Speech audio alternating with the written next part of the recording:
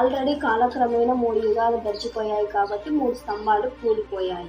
అయితే మిగిలి ఉన్న 4వ స్తంభం కలియుగానికి ప్రతీకగా చెప్పుకుంటారు. ఈ 4వ స్తంభం కూలిపోతే కలియుగం సంభవిస్తుందని చెప్తుంటారు. అంటే కలియుగం అంటే ఇప్పుడు భూమి మీద ఉన్న ప్రతి ఒక్కటి అంతరించిపోవడం అని చెప్పుకుంటారు. మనల్ని ఆశ్చర్యం కలిగించే విషయం ఏంటంటే ఈ ఒక్క స్తంభం పైనే గుడి ఆధారపడిందనమాట.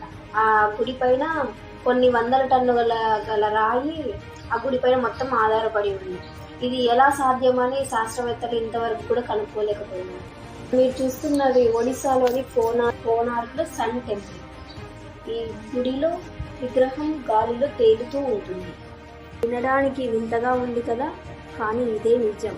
24 చక్రాలు కలిగిన రథాన్ని 7 గుర్రాలు కలిసి లాగుతున్నట్లు ఈ గుడిని నిర్మించారు. అనుకుండే చక్రాలు నీడ గడియారంలా పనిచేస్తాయి.